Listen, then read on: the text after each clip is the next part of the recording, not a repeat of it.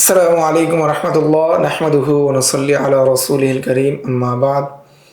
আজকের এই দর্সে আমরা সংক্ষিপ্তভাবে শরহ উকুদ রাসূল মুফতি এই কিতাবের লেখক আল্লামা ইবনে আবিদিন রহমতুল্লাহি আলাইহি এর জীবনী সম্পর্কে আমরা সংক্ষিপ্তভাবে জানব। তো শেষ যুগে বা শেষ সময়ে যার কাজ খুবই গুরুত্বপূর্ণ ফিকহে হানাফির মধ্যে তন্মধ্যে অন্যতম হলেন আল্লামা শামী রহমতুল্লাহি আলাইহি, এবং তার প্রসিদ্ধ কিতাব রয়েছে রদ্দুল মুহতার বা ফতোয়া শামী, সেটা অত্যন্ত গুরুত্বপূর্ণ। তাছাড়াও আমরা যে কিতাবটা পড়ব সেটাও গুরুত্বপূর্ণ। তো এই জন্য তার জীবনীটা আমাদের সংক্ষিপ্তভাবে জানা সেটাও খুবই গুরুত্বপূর্ণ। প্রথমে আমরা জেনে নেই তার জন্ম এবং শিক্ষা সম্পর্কে।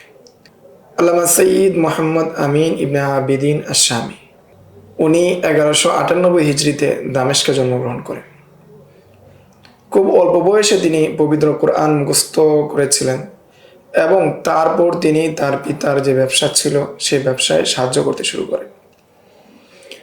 একবার দোকানে বসে তিনি পবিত্র কোরআন তেলাওয়াত করছিলেন, এমন সময় একজন অচেনা লোক তার পাশ দিয়ে গেল এবং তার তেলাওয়াত শুনে তাকে তিনি খুব বকাঝকা করলেন এবং বললেন যে বাজার তো কোরআন তেলাওয়াত করার জায়গা না, তুমি যদি এখানে কোরআন তেলাওয়াত করো মানুষ শুনবে না, যার কারণে তারা গুনাহগার হবে, আর তাছাড়াও তোমার পড়ায় অনেক ভুল আছে। এ কথা বলে একজন অচেনা মানুষ চলে যায়।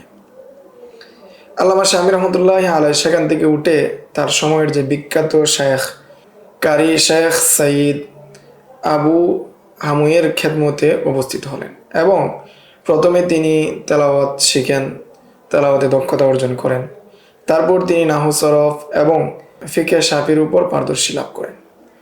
পরবর্তীতে তিনি যুগ শ্রেষ্ঠ আলেম এবং ইমাম আল্লামা সৈয়দ মোহাম্মদ শাকের সালমিয়ের শিষ্য হন, তার শিষ্যত্ব গ্রহণ করেন এবং তার কাছ থেকে সমস্ত আকলি নকলি হাদিস তাফসির ফিক এবং ফিকহে হানাফির সমস্ত জ্ঞান অর্জন করেন। এমনকি তার শিক্ষকের জীবদ্দশায় তার সুনাম সুখ্যাতি চারিদিকে ছড়িয়ে পড়ে। তিনি তার পড়াশোনার সময় কিছু বইয়ের ব্যাখ্যা গ্রন্থ লিখেছিলেন, যে কিছু বইয়ের সরা লিখেছিলেন, তন্মধ্যে অন্যতম হলো শরহে মানার। সেই সময়ের একটি বিখ্যাত গ্রন্থ, ওই সময় এটা বিখ্যাত হয়ে গিয়েছিল। ওই সময় তার বয়স ছিল মাত্র 24 বছর। পড়ালেখা চলা অবস্থায় তার উস্তাদ শেখ মোহাম্মদ শাকের তিনি ইন্তেকাল করেন। সেই সময় তিনি আল বাহরুর রায়েক হেদায়া অধ্যয়ন করছিলেন, তার নিকট অধ্যয়ন করেছিলেন। উস্তাদ শেখ মোহাম্মদ শাকেরের ওফাতের পর তিনি তার প্রিয় ছাত্র শেখ মোহাম্মদ সাঈদ আল হালবি এর শিষ্যত্ব গ্রহণ করেন, তার শাগরেদ হন এবং তার নিকট শিক্ষা সমাপ্ত করেন। তিনি ফিকহে হানাফির সবচেয়ে বিখ্যাত এবং সমৃদ্ধ গ্রন্থ হাশিয়াত রদ্দুল মুহতার আলাদ-দুররিল মুখতার শারহে তানবীরুল আবসার, অর্থাৎ শারহে তানবীরুল আবসারের উপর লেখা হয়েছে দুরুল মুখতার, এই কিতাবের সরা, প্রসিদ্ধ সরা হাশিয়া রদ্দুল মুহতার, এই কিতাবটি তিনি সংকলন করেন এবং সেই সময় তিনি অর্থাৎ তার উস্তাদের কাছে থাকা অবস্থায় তিনি সেটা লিখতে শুরু করেন। পৃথকভাবে অনেক রাসায়েল এবং রেসালা এবং হাশিয়া লিখেছেন, যার কয়েকটি রাসায়েল ইবনে আবিদিন নামে প্রকাশিত আছে। আল্লামা শামী রহমতুল্লাহি আলাইহি সারা জীবন পূর্ণ নিষ্ঠার সাথে ইলম সাধনায় নিয়োজিত ছিলেন। তার রাতের বেশিরভাগ সময় তিনি কেটেছে সংকলন এবং লেখালেখিতে। সারাদিন তিনি তালিম এবং দাওয়াতের কাজে কাটিয়েছেন, দিনকে কাজ দিয়েছেন দাওয়াতি কাজে, এবং রাতকে তাসনিফ এবং ইবাদতে কাটিয়েছেন। এবং তিনি অনেক কিতাব সংগ্রহ করতেন। সেই সময় তার বাবা তাকে এই বিষয়ে অনেক সহায়তা করতেন, সাহায্য করতেন। তার ব্যক্তিগত যে লাইব্রেরি ছিল, যে গ্রন্থাগার ছিল, সেই গ্রন্থাগার সহ অন্যান্য যে কিতাবগুলো ছিল সেগুলো তিনি খুব মনোযোগ সহকারে পড়েছেন এবং অধ্যয়নের সময় যদি কোনো সমস্যা অথবা কোনো সতর্কতা আসতো তিনি তৎক্ষণাৎ সেটা হাসিয়াতে লিখে রাখতেন এবং যদি কোনো ভুল দেখতেন সঠিকটা লিখে রাখতেন এবং কোনো ফায়দা থাকলে সেটাও লিখে রাখতেন। এই মহান ব্যক্তি আল্লাহ তাআলার ফজলের করমে ফিকহ শাস্ত্রে উচ্চ মর্যাদা লাভ করেছিলেন এবং তিনি যে বিষয়ে আলোচনা করতেন যুক্তি দিয়ে তা শক্তিশালী করে দিতেন। আল্লামা শামীর একজন ছাত্র আল্লামা মোহাম্মদ এফেন্দি জাবিজাদে, যিনি উসমানী খেলাফতের সময় তিনি কাজী ছিলেন, তিনি বলেন যে উসমানী খেলাফতের গ্র্যান্ড মুফতি শাইখুল ইসলাম আরিফ ইসমাত বেগ তার কাছে আসার ইচ্ছা প্রকাশ করেছিলেন যে আল্লামা শামী যেন অনুগ্রহ করে আমাকে এজাজত দান করেন।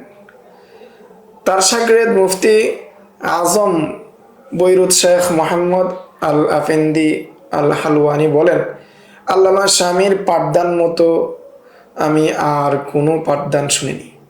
তার শিক্ষাদানে যাওয়ার আগে আমি সমস্ত ধরনের সরা, হাসিয়া ইত্যাদি অধ্যয়ন করতাম আর ভাবতাম হয়তো এর চেয়ে বেশি ফায়দা আমার হবে না।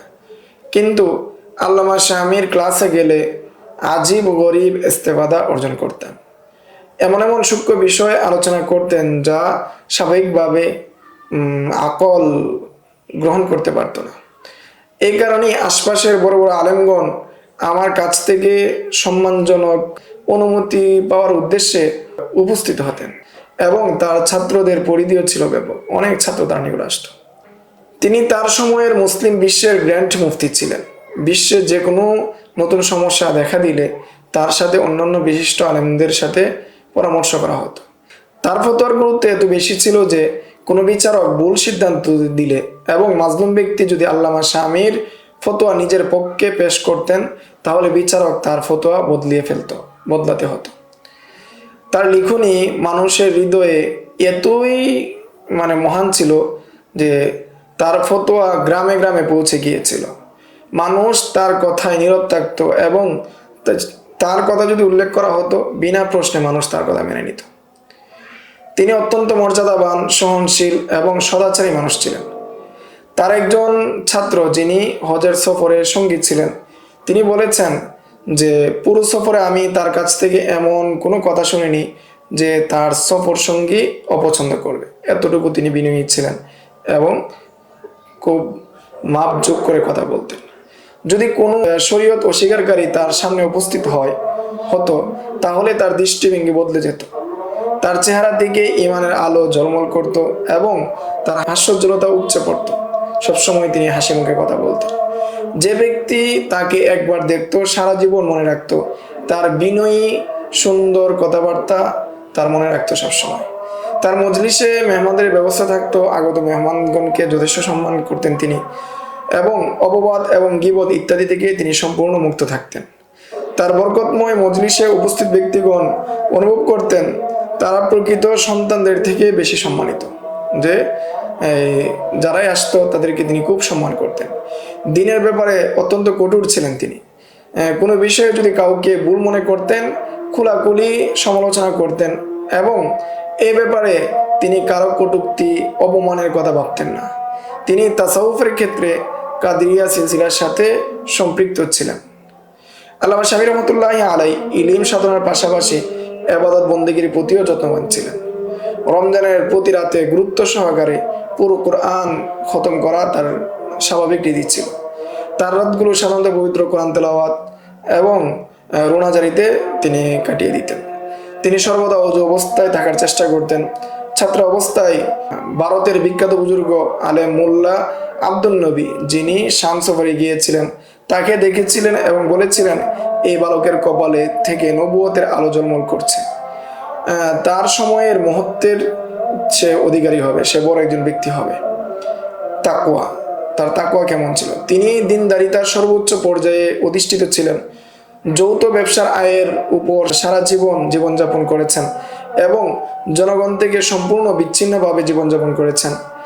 একবার মার্জুকলের উপর ফতোয়া দেওয়ার জন্য তাকে 50 বেগ দেরহাম প্রস্তাব দেওয়া হয়েছিল, কিন্তু তিনি স্পষ্টতই তা গ্রহণ করতে অস্বীকার করেছিলেন এবং অনুরূপভাবে তিনি কখনো অভাবী ব্যক্তির কাছ থেকে তিনি হাদিয়া গ্রহণ করতেন না। বিভিন্ন ওয়াকফ যে প্রতিষ্ঠানগুলো ছিল, বিভিন্ন দিনী প্রতিষ্ঠান ছিল, সেগুলোর জিম্মাদার গ্রহণ করতে তিনি অস্বীকার করেছিলেন, যে সেগুলোর জিম্মাদারি তিনি নেননি।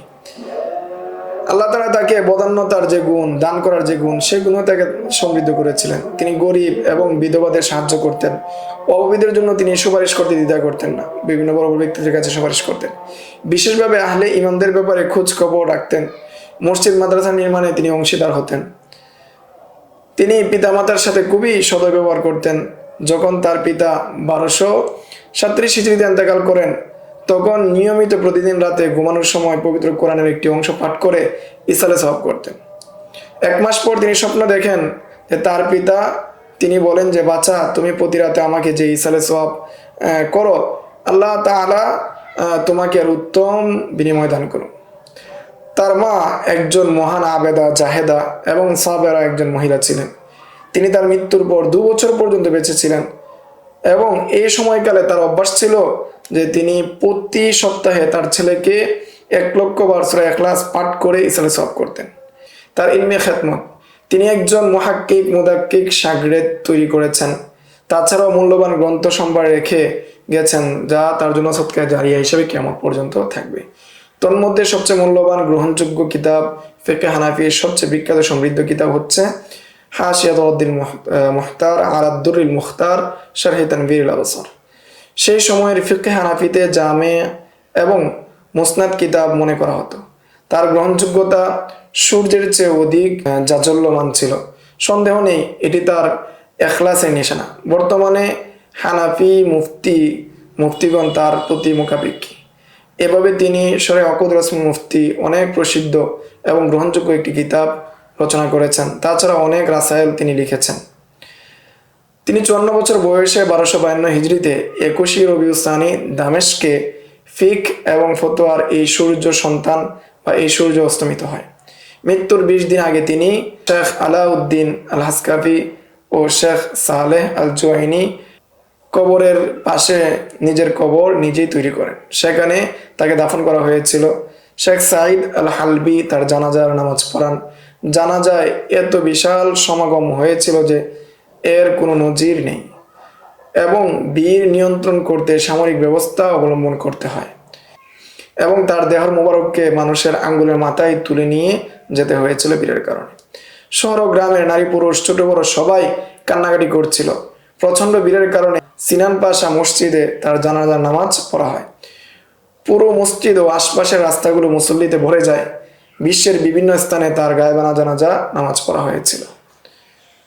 এই ছিল ইমাম শামি বা শরহ অকুদ রসম মুফতি এই কিতাবের মুসান্নিফ সম্পর্কে সংক্ষিপ্ত আলোচনা। আসসালামু আলাইকুম রাহমাতুল্লাহ। ومن يؤت الحكمة فقد أوتي خيرا كثيرا وما يذكر إلا أولو الألباب